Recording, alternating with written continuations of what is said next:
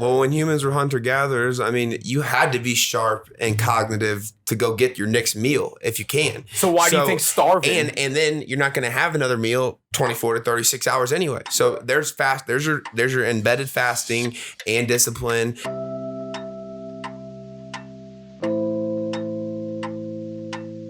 But I mean, being on time, being 10 minutes late, having your gloves, having the things that you need to do, it installs a certain amount of discipline. And so when you're not necessarily being watched, that discipline takes over. Integrity. Like when he goes out of town, he's eating right. He's in the gym every day, because it's not that he's being watched now, but that discipline's already been set in his mind now that we're older, now that we're growing. You know what I'm saying? And so now it's like, I feel like shit if I'm not physically active at least 1 hour a day. Back in the day, we're slamming cheeseburgers, feeling greasy, loving it, drinking a fucking 2-liter. And nowadays, we're just drinking water, sweating it out. Starving. Yeah, you know what I'm saying? You be doing fasting, though. Yeah. That's what I'm saying. Yeah, I usually fast until about 4 or 5 each day. See, the intermittent fasting, I'm back at it again. I've done it on and off for a long time. Because, I don't know. How long have you been fasting again? Let me ask you that. I've been doing it again for like a month and a half. Do you see a difference, let's say, in even the in the cognitive effects? Because I don't drink coffee, so I don't really. I notice a true difference when I'm not fasting versus when I'm fasting because I don't drink coffee. Okay, now you're gonna probably tell me this doesn't count as fasting anymore because you have before, but I've done better about it. I mean, the only thing I do, because I work out in the morning, I'm there 6:30 in the morning. I do sometimes do the shake after. Sometimes I wait till the afternoon and break the fast with it. Nice. It depends how I'm feeling or what I got to do if I work late or early or whatever. But as far as I do take pre-workout. Yeah. I mean, I'll tell you right now, if you're gonna pre-workout it and not break your fast, it's black coffee. For those of you watching, no creamer. There you go. It just sucks because not only is the coffee, the caffeine, gonna add to a certain level of the replacing the pre-workout. Alanine. I want fire under my skin. That's the only way you're going to get me to put 200 pounds on a rack at 6:30 in the morning. You're going to get me to go hard. You go your tempo at 6:30 in the morning. I need 300 grams of caffeine and 3 grams of beta alanine. I need fire. 3:45, waking up, going to being at 9 round by 4:30. Literally, I'm hyped, screaming, and all of the clients are literally like, "So, do you want us to go get you a coffee or something?" And I'm like, the fuck is coffee, bro?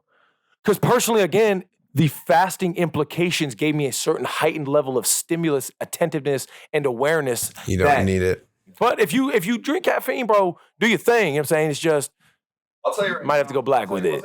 I mean, at the end of the day, like I said, nowadays, especially for the past month and a half, especially 4 or 5 p.m. is usually when I'll have, anything for the first time in the day. What do you usually break fast with? Probably a protein shake or something light, nothing super heavy. Genius. Fuck my stomach up all day. What's it called? But I'll tell you right now, with the black coffee, I don't really use it as much. I mean, don't get me wrong. I guess if I'm pretty slow in the morning, I guess I will use it for a pre-workout. But for the most part, it's an appetite suppressant for me. Nice. You know what I'm saying? Around 2, 3 o'clock, once I've worked out hard, I'm kind of fucking hungry. You know what I'm saying? I'll drink a black coffee. I'll be definitely cool until 5 o'clock. And I'll tell you right now, I mean, fasting, the cool thing about it is I do it strictly for the mental focus. There's a lot of people who feel like they need that edge every day. Me, I'm one of those guys. I got to be mentally alert. I like to be fast. I like to be sharp. And if you fast, you will focus the fuck in. Tunnel vision 24/7. You know what I'm saying? So when I wake up in the morning and I've been fasting hardcore and stuff like that, I mean, I'm locked the fuck in. I mean, I'm hawking the sky coming down. The sky. Yeah. When I wake up, and like I said, if I get hungry afterwards, I'll drink some black coffee. But like I said, yeah.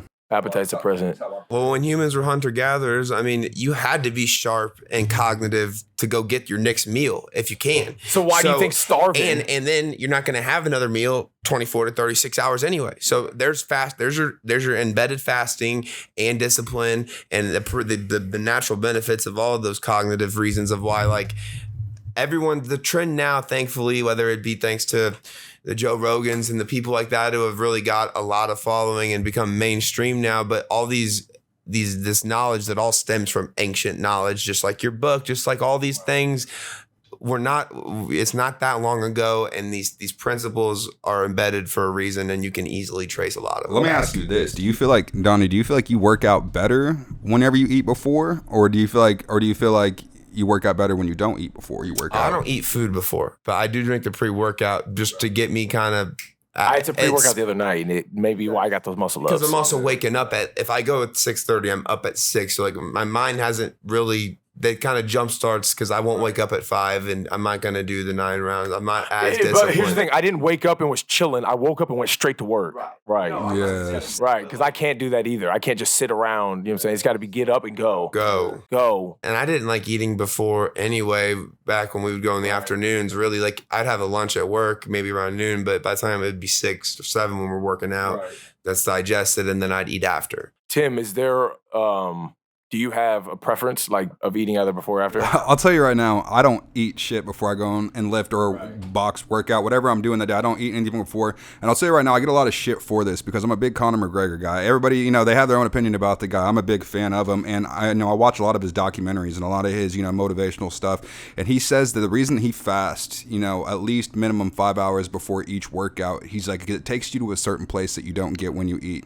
It takes you to a place almost like back in the day, hunting and gathering. It takes you to a place of survival where you have to become a fucking animal, and then you go in there and train like an animal.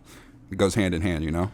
Dog, y'all got me wanting to leg kick people right now. It's crazy because, I mean, it only makes sense. If you're not eating food, your brain literally starts having to sharp and focus in and hone in on what the it's going to get its next food, like you said, to such a degree where deep down, we know we're not going to like not go without. So our attention doesn't necessarily go to the food. We can almost airbend that shit into wherever our attention is deliberately focused of wherever it needs to be focused. That's where the trouble comes in though, is where are people directing and channeling that attentive focus? For most people, if you're going to implement fasting, you already have enough discipline to sustain, let's say, some job in one shape or form to where you're probably going to implement that fasting with your job. So you see the focus in your day-to-day job. Well, yeah.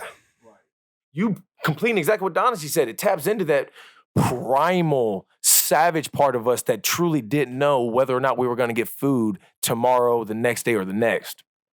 And I get the same kind. I mean, I would assume it's a very similar type of the difference between for me for working out later at night versus first thing I do in the morning. It literally just sets the course of the day up to, I mean, like you can't get not that first win. You can't not have a great day if you just had a great workout at 6 a.m. Like, there's no way you got time now. You can go take a shower, have a cup of coffee. You don't got to rush to work. How good does that shower feel? I mean, that's the best. Oh, you just conquered the gym.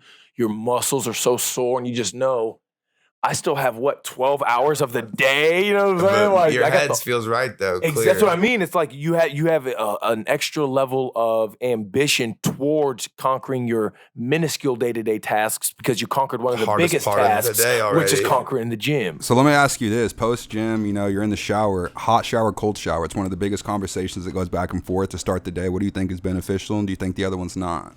No, I think they're both beneficial, but I think it's even more beneficial to go from one extreme to the other. So I start off on the hot shower, get clean, get your stuff clean. Then once you're just a clean, naked vessel, you allow that cold shower to shock your entire body. Minute minimum. Yeah, the guys at home right now watching saying that they shampoo in the cold, you're lying. I just want to put that out there. Right. You're not shampooing in the cold. That don't do you any good anyway. You need hot water to get clean. That's how it's 100%. But yeah, bro, those cold shock proteins from forcing your body to literally shiver and go into survival is only good. You guys, it's so funny. And I have snaps still saved whenever I was outside running and shit. Oh my God, I swear to God, I legit am saying, I'm only doing this for the snap. Like, that's what I would tell myself, right? I'm only doing this for the snap. And I'd go out and run one lap and record it. And it's like, all right, there we go. We're good. We're good. And then, like, after I pass I'm starting to pass my house, I'm like, but now you're out here, you're already sweating. Like, you're already out here. You might as well do something with it. Yeah. And it's that thing, if you're going to do anything, you might as well commit to it. So I knew, because the first time I did it, it was legit for the snap. It was like, let me just see if I can do this, run around this shirtless. And then once I was able to tolerate it, it was like, well, this isn't bad, right? This isn't bad. Plus, if I can document how long I'm out here, that looks even more savage, right? Oh, yeah. So the next time and the next time and the next time, just the catalyst to it was just do it for the snap. Just at least get out there, get it going. Because once you get the ball rolling, if you have enough discipline instilled, the rest of the tone is set for the rest of the experience. And what you're saying is no different than conquering that gym at the beginning of the day. You conquer that first lap, let's say, and then the rest of the journey or the rest of the experience, which is the rest of your day, is going to be is going to be literally coasting off of the effort that was established in the beginning. Yeah, you don't work out in the morning. You're just stiff all day. Right. You know, you're moving around half speed, you know, half ass kind of. You get it knocked out early in the morning, you'd be a lot better for it. Do you have a preference to hot or cold showers? What's it called? So with Genius me, question, by the way, Voltaire. Hello. And so I'll tell you right now, I take hot showers.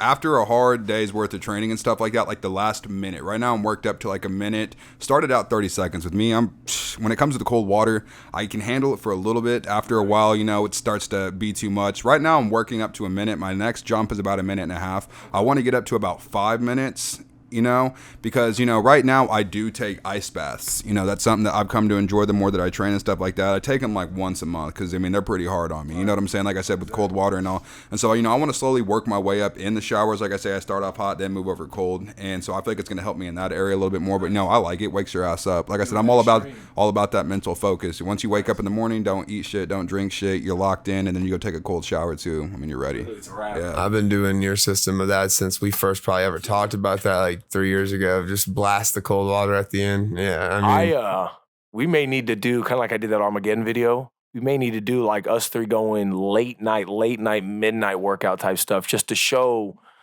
a tempo. Just to show a tempo and how you should expect to work out, especially when you're at a sufficient level of the intensity. The intensity is a whole nother animal. Because if you're in the gym and you're not intensity's not there, you wasted your fucking time. How you do anything is how you do everything. And if you wash the dishes like a dirt bag, you'll lift like a dirt bag, you'll work like a dirt bag. Yeah. If you're in there fucking 10 toes down, you know, going hard, taking real little breaks, 45 minutes can beat 2 hours. But 2 hours didn't fucking pull up ready to work. Literally, because 2 hours they were on their phone for 20 minutes at a time. Wasting my time on the machine. Man, tell them.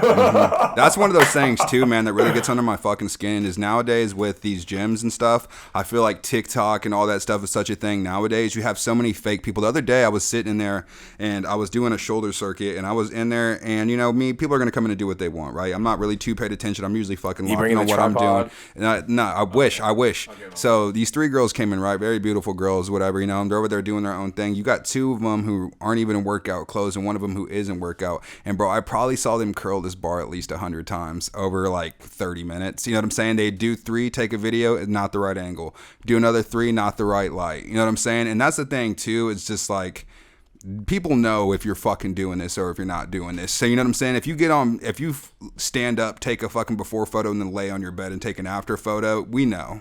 Not only do we know, you know. And at the end of the day, I mean, you know, progress time is one of those things, especially once you get big, you have to cut down slowly but surely. At the end of the day, it's not an overnight thing, but as long as you can look yourself in the mirror at the end of the day, I'm a bad motherfucker. I fasted until 5. I went and boxed today. I went and gave it 45 minutes. I'm fucking dripping sweat. Fucking clothes are soaked. Hey, I'm hopping in the shower. I got a little bit of extra skin on me, but guess what? I'm a fucking step closer. You know what I'm saying? I didn't fall back today. I woke up and conquered this shit. That's some savage shit right there, bro. That's some savage shit right there, bro. That's what it's all about.